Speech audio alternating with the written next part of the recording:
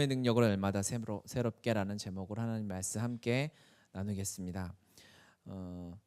지난주에 이 본문을 읽으면서 예수 이름의 능력, 예수 그 이름의 능력을 함께 나누었습니다. 한 주간 실천하셨나요? 하셨으면 능력을 분명히 보셨을 거예요. 실천 안 하셨으면 못 봤겠죠. 저도 말씀을 함께 나누고 자꾸 제가 하라고 얘기를 했으니까 먼저 해봐야 되니까 더 예수 이름의 능력을 선포하게 하고 했더니 그 이름이 정말 능력이 있음을 더 느끼고 알아가는 한 주였어요. 한 주간 더 해보려고 해요. 여러분의 삶에도 예수님의 이름의 능력이 나타납니다. 그렇죠? 이번 한 주 안 해보셨으면 한 주만 더 해보시고, 이번 한 주 했는데도 안 나타나면 한 주 또 해보십시오. 언젠가는 그 능력 앞에 우리가 정말 하박국의 고백처럼 내 살이 떨리고 입술이 떨리는 그 은혜가 있을 줄 믿습니다. 베드로의 설교문 이렇게 다시 한번 전체적으로 쭉 나누려고 하는데요. 베드로가 사람을 고쳤지 않습니까? 40년 동안 걷지 못했던 이 기적 같은 일을 예수님의 이름으로 하나님의 축복의 통로가 돼서 기적의 통로가 돼서 이 일을 해내었어요. 그랬더니 사람들이 베드로와 요한을 주목하니까 베드로와 요한이 깜짝 놀라서 이야기하는 것이죠. 12절 베드로가 이것을 보고 백성에게 말하되 이스라엘 사람들아 이 일을 왜 놀랍게 여기느냐 우리의 개인의 권능과 경건으로 이 사람을 걷게 한 것처럼 왜 우리를 주목하느냐 우리가 한 게 아니다라는 거죠. 그리고 바로 이어서 뭐라고 말하냐면 13절 아브라함과 이삭과 야곱의 하나님 곧 우리 조상의 하나님이라고 주어가 바뀝니다. 그렇죠? 주어를 하나님으로 갖다 놓는 거죠. 사람들이 일어난 이 기적 같은 일을 보고 세상의 어떠한 현상과 내 삶에 일어난 한 사건, 내가 주목하게 되는 어떠한 일을 보고 사람들은 그 일을 일으킨 사람 또는 그 일에 주목하는 일, 그 함정에 빠질 수가 있다는 거예요. 베드로와 요한은 그 사건을 보고 나를 주목할 것이 아니라 하나님을 봐야 한다라고 얘기하는 거죠. 하나님이 우리의 삶에 어떠한 일을 행하셨으면 그것은 반드시 하나님이 우리에게 행하시는 일입니다. 그러니까 주어가 하나님이세요. 주체가 하나님이십니다. 그 일을 행하신, 그렇죠? 그러니까 우리는 작은 일 하나 가지고도 하나님을 봐야 하는 거예요.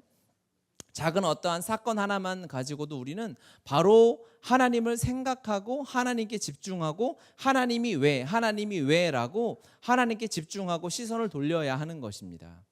제가 어제 그로잉 이오이에서 저희가 맛있는 카레를 해 먹었는데 중요한 건 카레가 없었어요. 카레를 해 먹어야 되는데 카레 가루가 없어가지고 우리는 가까운 곳에 하나님이 사역 잘 하라고 농협을 준비해 놓으셨지 않습니까?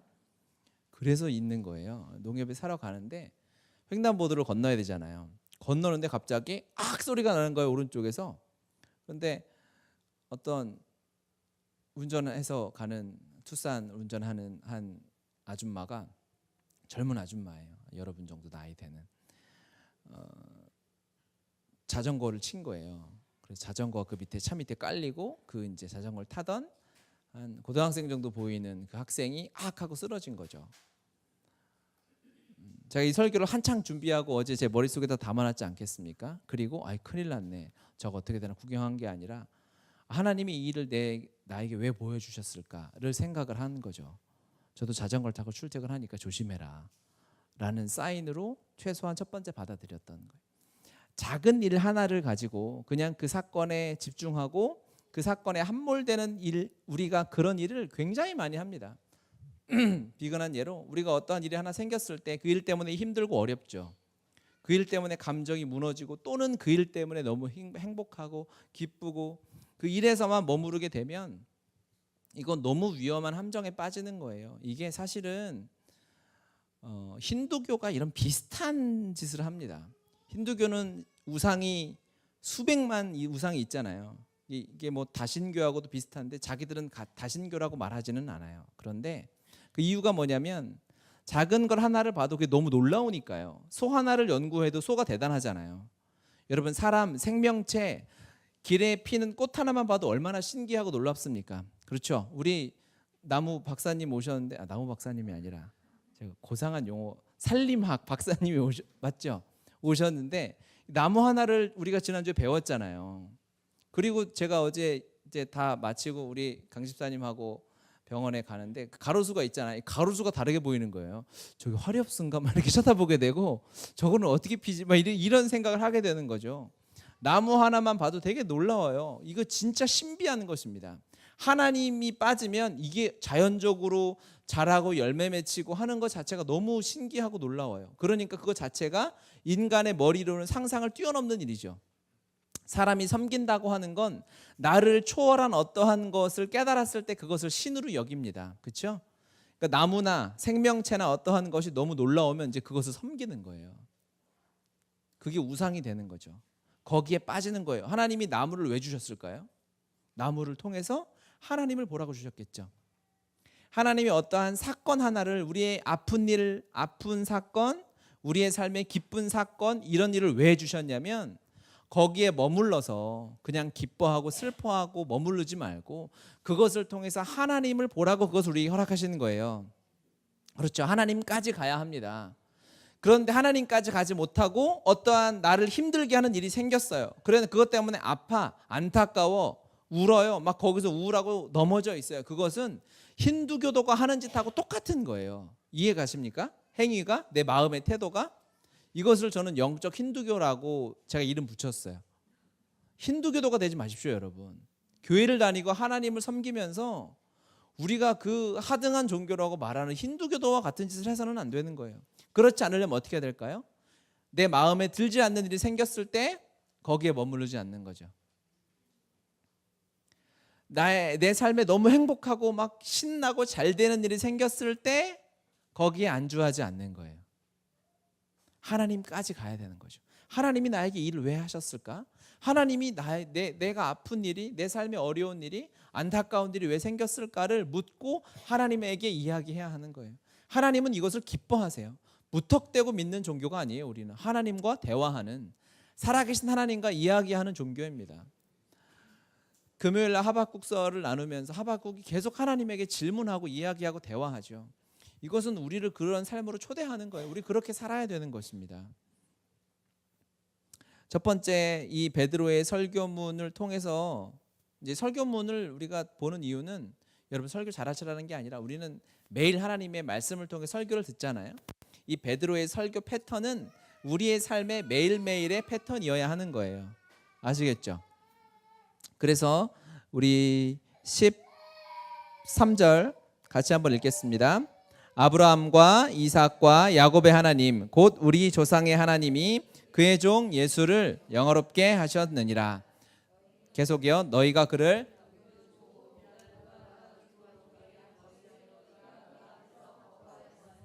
아멘. 에어컨 좀 틀어주세요. 저는 괜찮은데 여러분 자꾸 부채질하니까 미안해서.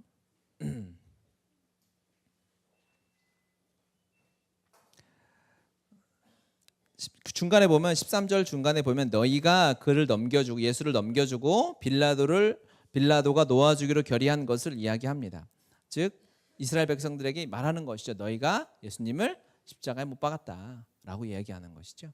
이 죄인된 사람들은 하나님을 배신하고 하나님이 주신 그 아들 예수 그리스도를 십자가에 못 박은 거예요. 죄인들은 모두 예수님을 십자가에 못 박은 자 아니겠습니까? 그렇죠? 우리는 죄인으로 태어났기 때문에 하나님의 말씀을 거부하고요. 하나님이 기뻐하시는 것을 하지 않고 하나님이 주신 그 사랑을 거부하는 일을 하고 살아가는 거죠. 내가 죄인이라고 깨닫는 것이 하나님의 가장 큰 은혜고요. 내가 죄인으로 깨닫지 못하고 살아가는 사람이 교만한 사람입니다. 그래서 성경에서 교만한 사람을 굉장히 교만의 죄에 대해서 엄히 경고하시잖아요. 잠언에도 보면 같이 한번 읽을까요? 왜 이렇게 넘어오지? 같이 한번 읽겠습니다.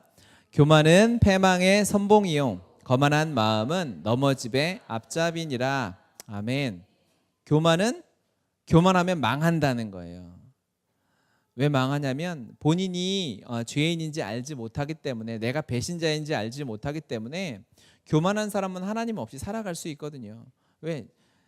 죄인이어야 하나님 필요하잖아요. 예수 그리스도가 필요한 사람은 우리는 예수님이 필요합니다. 우리가 찬양하면서 예수님의 승리를 고백하고 예수님 때문에 이길 수 있고 예수님의 십자가 군병되는 자라고 고백하는 것은 예수님이 필요하다는 거 아니겠습니까?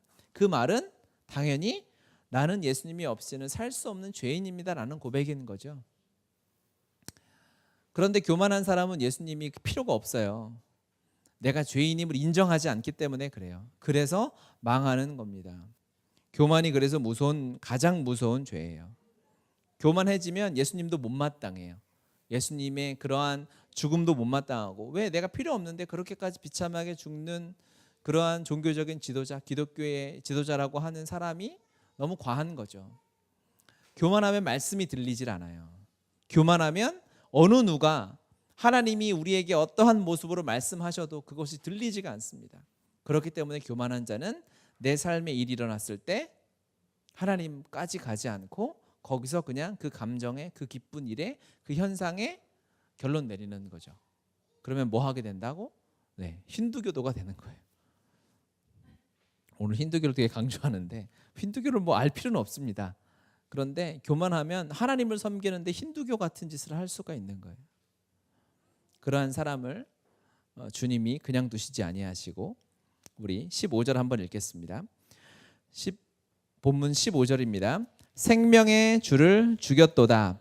그러나 하나님이 죽은 자 가운데서 그를 살리셨으니 우리가 이의 증인이라. 아멘. 이 베드로의 이 솔로몬 생각에서 한 이 설교 있잖아요. 이것을 원시 기독론이다 이렇게 말을 합니다. 예수 그리스도 이 기독론의 가장 창세기 3장에 예수님께서 이제 선악과를 따먹고 배신한 이스라엘 아담과 하와에게, 이스라엘 백성들에게, 하나님의 자녀들에게 아들을 주시기로 결정하시지 않습니까? 그리고 그것을 원시복음이다, 원복음이다 이렇게 최초로 계시한 장면이 있잖아요.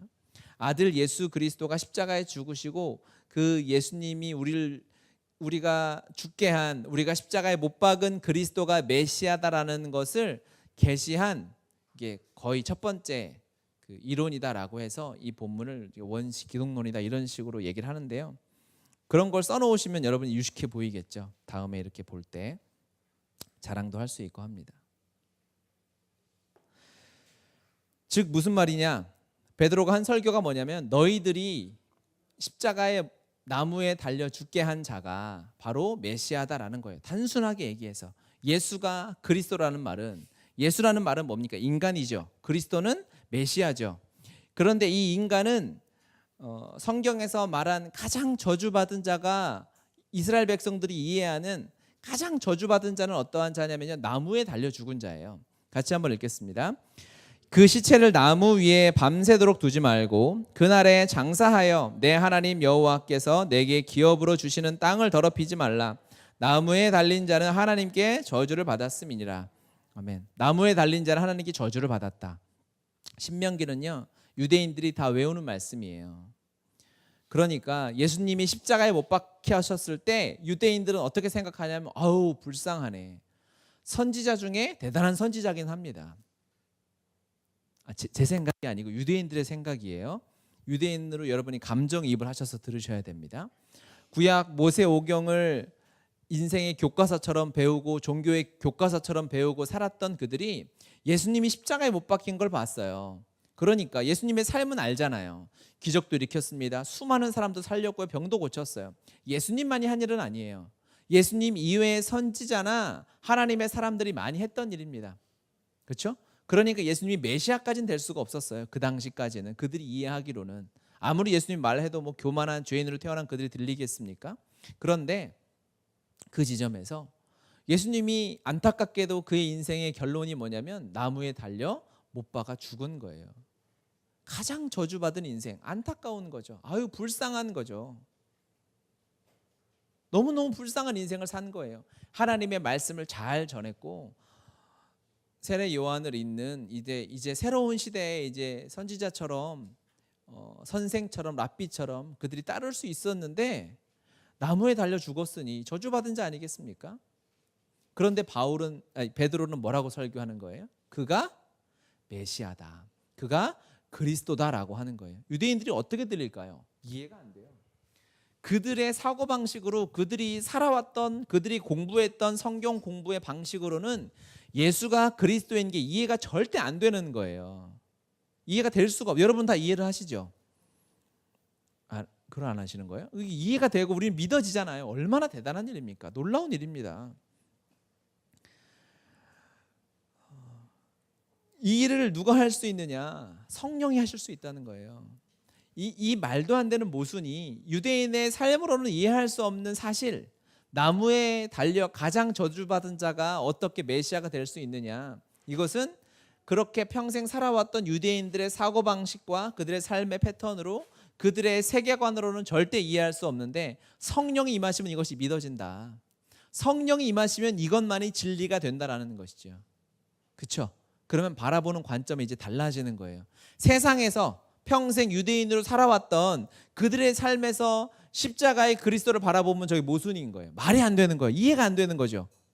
그런데 성령의 은혜로 말미암아 우리처럼 그게 믿어졌어요. 그리고 하나님 나라의 백성으로 살아요. 내 안에 예수님이 사시는 자로 살아요. 그렇죠? 그러면 이제 입장이 반대가 돼서 십자가에서 우리가 세상을 바라보는 거죠. 그럼 세상이 어떻게 보일까요? 세상이 모순되게 보이는 거예요. 그래서 그리스도인들이 세상을 바라보면 세상이 말이 안 되는 일이 너무 많은 거예요. 그리스도인이 세상을 살아가는데 우리나라는 내 삶에 너무 안성맞춤이야. 삶의 라이프 스타일이 나랑 똑같아. 이런 일은 있을 수 없어요. 여러분 그런 느낄 때 있죠? 있을 텐데 이게 설교 이 대본상 있어야 되는데 여러분이 예수님을 믿고 하나님을 믿고 따르는 우리가 세상에서 살아가는 게 힘들어요. 생각하는 게 다릅니다. 기쁨의 이유가 다르고 사람들은 여기서 기뻐하는데 우리 이해가 안 되는 거죠.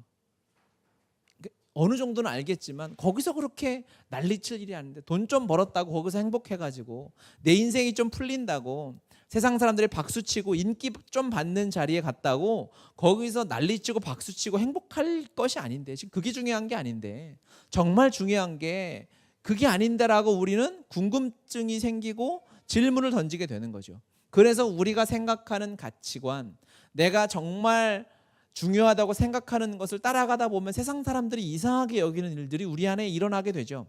이게 그리스도인들의 삶 아니겠습니까? 예수 믿는 사람은 그래서 세상 사람들이 보기에 모순되게 보이는 거예요. 세상은 아주 모순된 세상입니다. 예수님을 믿는 우리가 세상에서 사람들과 살아가는 것이 쉽지 않아요. 그들이 고민하고 있는 일, 별로 고민될 일이 아니거든요. 내가 예수님 믿기 전에 예수님이 나의 주님이셔서 내가 주님과 하나 되는 삶을 살기 이전에 고민했던 것이 예수님 믿고 나서는 고민이 되어지지 않는 거죠.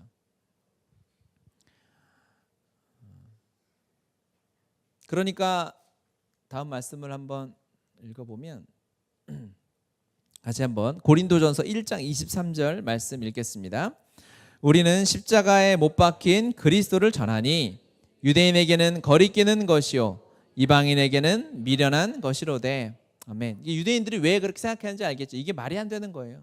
저주받은 자가 어떻게 메시아냐, 어떻게 저게 하나님이고 저런 삶을 살았는데 우리를 살리겠냐라고 성경으로 봐도 성령께서 이 구약을 계시해 주시고 가르쳐 주시지 않으면 깨달을 수 없는 거예요. 그러니까 성경을 연구하는 많은 신학자 중에서도 아직 예수님을 메시아라고 인정하지 않는 자들이 있잖아요. 유대인들 중에서도 많은 사람들이 구약을 달달 외우고 있어도 성령의 은혜가 아니니까, 성령의 계시가 없고 조명하심이 없으니까 예수님을 메시아로 믿지 못하고 살아가는 사람들이 많이 있잖아요. 그러니까 여러분이 정말 감사해야 하는 거예요. 여러분 너무 감사하시죠? 네, 성경을 그렇게 외우지도 않고 막 연구도 안 하는데 막 예수님을 메시아라고 믿어요. 삶은 되게 모순된데 그런데 막 믿어. 어쨌든 감사하기는 하는 거예요. 우리의 삶을 이제 세상 사람들이 보기에는 모순된 삶으로 인도하시겠죠. 할렐루야, 아멘. 그러니까 이어지는 말씀이 뭐냐면 오직 부르심을 받은 자들에게는 유대인이나 헬라인이나 그리스도는 하나님의 능력이요 하나님의 지혜니라. 아멘. 아멘. 이 모순된 세상에서 살아갈 힘을 어디서 얻을 수가 있냐면 그리스도에게서만 얻을 수 있다는 거예요. 이 세상을 살아가는 지혜는 하나님의 이 완전한 지혜인 예수 그리스도 십자가 안에서만 우리가 이 모순된 세상을 돌파하고 살아갈 힘을 얻을 수 있다는 거예요. 세상과 타협해서는 우리가 힘을 얻을 수가 없어요. 더 지쳐가요. 힘들어져 가요. 어려워져 가요. 우리가 힘든 이유가 무엇이냐? 여러분, 세상에서 마음이 무너질 때 있어요. 답답할 때 있고요. 우울할 때 있고요. 일이 안 풀리고 막 그러니까 세상에 우리를 어렵게 하는 일들이 있잖아요. 그것에 우리가 왜 안주하고 넘어지고 쓰러지냐면 그리스도가 하나님의 능력임을 놓쳤기 때문에 그래요. 이유는 아주 단순해요. 그리스도인이 언제 힘을 잃게 되냐면요. 이유는 하나밖에 없어요. 우리는 이제 관점이 다르다니까요. 여러분, 이곳에서 예수님을 나의 구주 예수 그리스도로 인정한 여러분은요. 힘들 때 이제 잘 그 문제점을 잘 찾으셔야 되는 거예요. 세상에서 일이 안 풀려서 어려운 게 아니고요. 여러분이 몸이 아파서 내 몸에 병이 생겨서 힘든 게 아니에요. 그리스도의 능력을 내 안에서 잃어버렸기 때문이에요. 그래서 충격적인 것이고 그래서 우리가 심각한 거죠. 그 문제 해결된다고 감사할 수 있겠습니까? 그렇지 않죠. 그리스도에는요, 그 문제 해결된다고 잠깐은 감사할 수 있겠죠. 그냥 잠시 약 바르고 진통제 먹는 수준밖에 안 되는 거죠. 내 삶의 기쁨 회복되지 않았다라는 것은, 내 삶에 예수님 때문에 완전한 행복과 감격이 회복되지 않는다라는 것은 정확해요. 그리스도의 능력을 잃어버렸기 때문인 줄 믿습니다. 예수 이름의 능력을 잃어버렸기 때문이에요. 여러분, 한 주간을 돌아보십시오. 여러분 힘들게 하는 일들이 있었죠. 행복한 일도 있었겠지만 힘들게 하는 일들도 있었어요. 행복해 한 일도 마찬가지, 힘들게 한 일도 마찬가지. 오직 우리는 예수 그리스도로 답을 얻어야 되는 거예요. 예수 그리스도의 능력을 힘입어서 살아가야 하는 거예요. 그래서 우리를 힘들게 하는 일이 계속해서 일어날 것입니다. 하지만 여러분, 거기에 안주하시면 안 돼요. 그 힘든 일, 나를 어렵게 하는 장애물, 문제 따위에 내가 그냥 마음을 내려놓고 우울해하고 울고 있어서는 안 돼요. 우리의 어려움은 거기 있는 것이 아닙니다. 우리의 어려움은 말씀으로 돌아오지 않았기 때문이에요. 우리의 어려움은 그리스도가 내 안에 사시고 계신데 이것이 내 안에 진리가 되고 실제가 되지 않았기 때문입니다. 그러니까 하나님의 어리석음이 사람보다 지혜롭고 하나님의 약하심이 사람보다 강하니라. 이 말씀이 이제 한 절 한 절 한 절 조금 더 이해가 되는 거죠. 하나님 안에 있으면 아무리 내가 그리스도의 능력을 조금만 소유하고 있어도 세상의 모든 일을 이기고도 남음이 있는 거예요. 아무리 풀리지 않고 답이 보이지 않는 일 가운데 있을지라도 하나님 안에, 그리스도 안에, 예수 이름의 능력 안에 있으면 그게 이 세상의 어떠한 사단의 계략보다 지혜로운 하나님의 길임을 믿습니다. 아멘. 이 복음을 선포하는 거예요. 죄인으로 우리 하나님을 거부할 수밖에 없었어요. 여러분, 죄인으로 태어났습니다. 죄인으로 태어난 여러분은 예수님이 필요해요. 반드시 예수님의 이름의 능력으로 매 순간 살아야 돼요. 그게 없으면 힘든 거예요. 그게 없으면 어려운 거고 고민이 되는 거고 두려워지는 거고 우울해지는 거고 잠이 안 오는 거예요. 그렇죠? 그때 19절, 본문 19절 말씀 같이 읽겠습니다. 그러므로 너희가 회개하고 돌이켜 너희 죄 없이 함을 받으라. 이같이 하면 새롭게 되는 날이 주 앞으로부터 이를 것이요. 아멘. 아멘. 그러므로 뭐하라? 회개하라라는 것입니다. 회개하라. 회개하고 예수님을 나의 구주, 나의 하나님으로 모시고 인정하고 이제 하나님의 생각으로 살도록 살아라라고 하는 것이 아니에요. 여러분이 평생 여러분의 내 생각으로 내가 이 세상에 악한 사단에게 주입받은 그대로 살아왔는데 지금 예수님을 영접하고 믿었다고 바로 지금 이 순간부터 어떻게 하나님의 마음으로, 하나님의 생각으로 세상을 살겠어요? 그렇게 안 되니까 기도하는 거죠. 하나님의 마음으로 살도록 우리가 기도하고 내 삶을 하나님께 내어 맡긴다고 다짐하고 고백하고 헌신하면 하나님께서 그것을 기뻐하셔서 하나님의 뜻대로, 하나님의 방법대로, 하나님의 식대로, 하나님의 생각대로 살아가도록 우리의 삶을 인도해 주시는 것입니다. 그것이 회개의 능력입니다. 이제 바라보는, 맡기는, 내 것을 의지하는, 나의 안정감을 두는 곳이 달라지는 거죠. 하나님이 매 순간 나를 지키시고 나를 하나님 우편에 두시고 보시니까 문제가 다가올 때, 어려움이 다가올 때 이제 그 문제와 어려움을 바라보고 거기에 빠져서 우상 숭배하는 자나 그런 자처럼 살지 않고 눈을 들어서 하나님을 보며 하나님의 도우심을 구하고 바라보는 자로 살아가는 인생, 그것을 가져오는 첫 번째 걸음이 어디냐? 바로 회개에 있다는 것입니다. 나의 죄인됨을 하나님 앞에 고백하고 이제 예수님과 함께 살겠습니다. 그렇게 얘기하고 보니까 지금 이 순간 우리 모두에게 회개가 필요하다라는 것이죠. 우리 지금 여기서 설교를 하고 있는 저도 하나님 앞에 지금 돌이키고 회개의 기도를 드려야 되겠구나라고 결론이 내려지게 되는 거예요. 그 회개는 언제? 매일.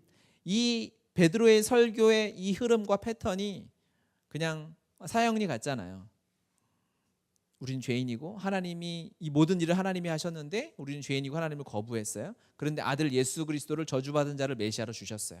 회개하고 예수님을 받아들여라. 이 패턴이 우리의 삶에 매일 있어야 된다는 거예요. 매 순간 있어야 된다는 거예요. 그리고 다섯 번째, 그랬을 때 25절 같이 한번 읽겠습니다. 25절, 너희는 선지자들의 자손이요 또 하나님이 너희 조상과 더불어 세우신 언약의 자손이라. 아브라함에게 이르시기를 땅 위의 모든 족속이 너의 씨로 말미암아 복을 받으리라 하셨으니 하나님이 그 종을 세워 복 주시려고 너희에게 먼저 보내사 너희로 하여금 돌이켜 각각 그 악함을 버리게 하셨느니라. 아멘. 회개했더니 어떤 일이 일어나냐면요, 그냥 회개했어요. 그냥 회개했는데 하나님이 죄 용서해 주시고 나서 우리를 뭐라고 불러주시냐면 언약의 자손이다 라고 하는 거예요. 아브라함에게 주신 언약을 상기시켜 주시면서 너는 언약의 자손이다. 아브라함 언약의 핵심이 뭐죠? 그 뜻이 뭐예요? 내가 그냥 내 자체가 불이죠. 우리 자체 복이죠. 복이어서 불도 맞아요. 그렇죠. 불이잖아요. 우리 가는 곳마다 성령의 불이 붙는 거 아니겠어요?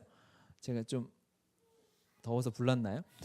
우리가 복인 거예요. 아브라함이 뭡니까? 아브라함의 언약의 그 핵심이 뭐겠습니까? 아브라함이 하나님을 믿음으로 말미암아 그 자체가 놀라운 능력인 거예요. 즉 지금 이 베드로의 설교에 접목하면 베드로의 설교의 용어를 쓰면 뭘까요?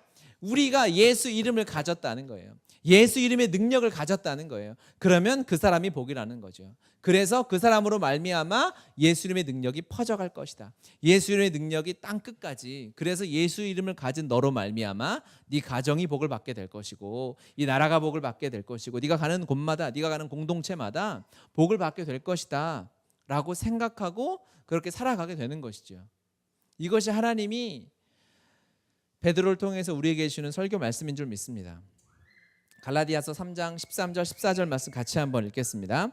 그리스도께서 우리를 위하여 저주를 받으사 율법의 저주에서 우리를 속량하셨으니 기록된 바 나무에 달린 자마다 저주 아래 있는 자라 하였음이나 이는 그리스도 예수 안에서 아브라함의 복이 이방인에게 미치게 하고 또 우리로 하여금 믿음으로 말미암아 성령의 약속을 아멘. 아멘. 이 말씀 똑같죠? 지금 베드로가 한 이 17절에 16절의 이 설교 말씀을 아주 압축해 놓은 것 같은 말씀이죠. 우리는 십자가에 저주받은 예수 그리스도가 우리의 메시아고 그를 믿으면 이제 우리가 복이 되어서 우리로 말미암아 이방인 열방에 나 이외에 내가 기도하고 있는 모든 사람들이 나로 말미암아 복을 받게 될 것이다 라는 것입니다. 여러분 이 삶을 우리가 매일 살아가야 돼요. 이 설교가 여러분의 삶에 매일 되어져야 합니다. 그렇게 동의가 되죠. 이거 아니면 우리는 진짜 오늘의 유행어 힌두교도가 되는 거예요. 하나님이 어떠한 일을 주셨는데 거기에 빠져가지고 하나님이 나의 안에 지나가는데 어떠한 일을 보게 하셨어요. 내 삶에, 내 사업장에, 우리 가정에, 내 자녀에 어려운 일이 생겨요. 반드시 그걸 하나님이 주신 이유는 하나님까지 가야 되는 거예요. 하나님 왜 주셨나? 그래서 기도의 자리에 가서 하박국이 하나님 앞에 따지듯이 묻듯이 욥이 하나님 앞에 기도하듯이 하나님 앞에 묻고 기도하고 이 고통이 왜 왔습니까? 이 어려움이 왜 왔습니까? 이 축복이 왜 왔습니까? 라고 하나님까지 나아가야 하는데 그렇게 되지 않으면 나를 지키시고 보호하시 하나님을 찾을 일이 없는 거예요. 우상 숭배자 되는 거예요. 이 고백이 여러분의 매일매일 살아야 했어야 돼요. 아침마다 말씀으로 살아내야 되는 거죠. 큐티하면서 기도하면서 하나님의 말씀으로 여러분이 살아내야 우리가 우상 숭배자 되지 않는 거예요. 얼마나 비참합니까? 하나님을 섬기러 교회에 와서 거기서 말씀을 듣고 은혜를 누리는데 삶에서는 힌두교도가 똑같은 삶을 살아요? 다른 뭐 불교나 뭐 점 보는 사람들하고 똑같은 삶을 살아? 그럴 수는 없잖아요. 절대 안 되죠. 왜? 세상은 모순이니까. 그리스도인들은 세상이 모순적으로 보이고 세상에서는 우리를 모순적으로 보니까 같은 삶이 되어질 수 없는데 그렇게 왔다 갔다 할 수 없는 거예요. 하나님의 이 은혜와 예수 이름의 능력 여러분 안에 있습니다. 있음을 믿고 확신하고 하나님 앞에 한 주간을 그렇게 기쁨으로 살아내셨으면 좋겠습니다. 우리 찬양하고 같이 기도합시다. 같이 함께 나누고 싶은 찬양이 있었어요. 하나님은 너를 지키시는 자.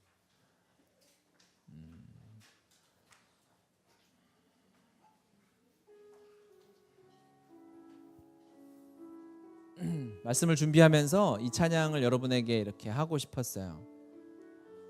제가 너라고 할 때 죄송한 분도 있지만 가사가 그렇게 써 있으니까 그러니까 여러분 우리 함께 하나님이 우리에게 말씀을 통해서 한 주간을 이렇게 인도하실 것입니다. 이 다음 가사가 뭐냐면 눈을 들어 산을 보라는 거예요. 그 얘기 뭐죠?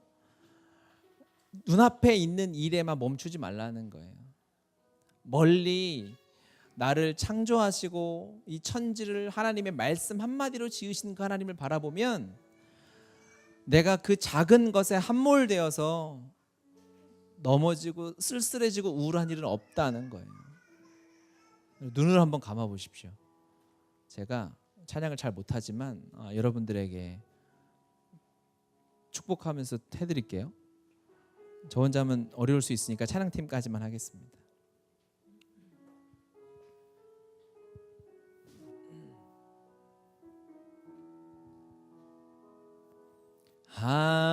하나님은 너를 지키시는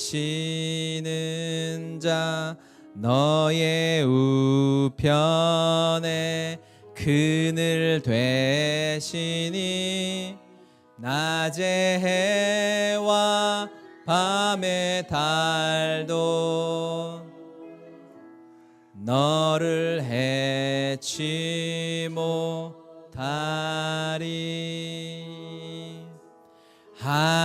하나님은 너를 지키신 아멘.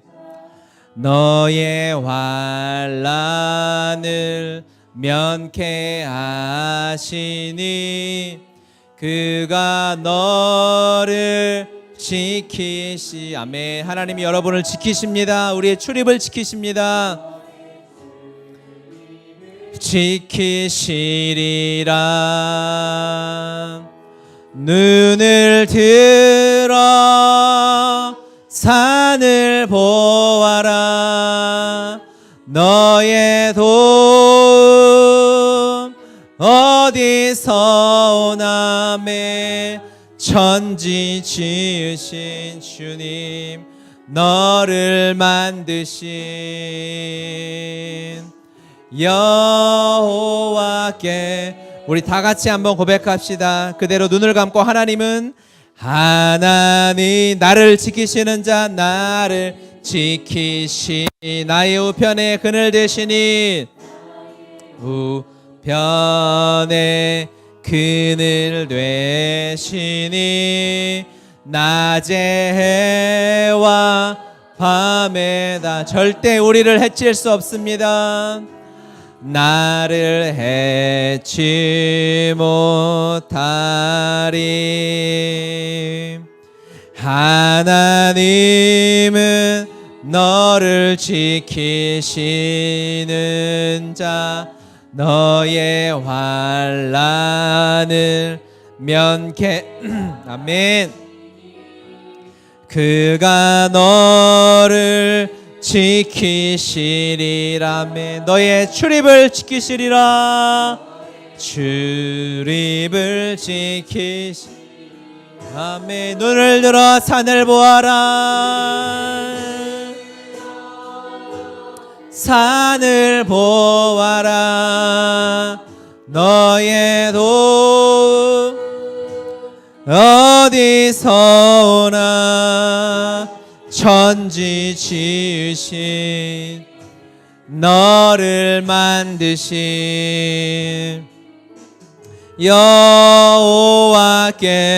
여호와께로다. 우리 그대로 같이 한번 기도합시다. 하나님 앞에, 하나님 나를 그 사랑으로 십자가로 인도해 주셔서 감사합니다. 이 모순된 세상에 살지 않게 하여 주시고 예수님을 믿는 믿음을 성령의 능력으로 허락해 주셔서 아브라함의 언약을 받은 자손으로 살게 해주시니 감사합니다. 내가 이 세상의 작은 것에, 내 삶의 어려움에 눈을 두고 거기에 내 마음을 쏟지 아니하고 예수님의 능력으로 하나님이 주시는 도우심으로 살아가게 하여 주시옵소서. 그러한 삶을 한 주간도 살아가기 원합니다. 하나님의 능력을 구하며 우리 사랑하는 주님의 이름을 간절히 세 번 부르며 함께 기도합시다.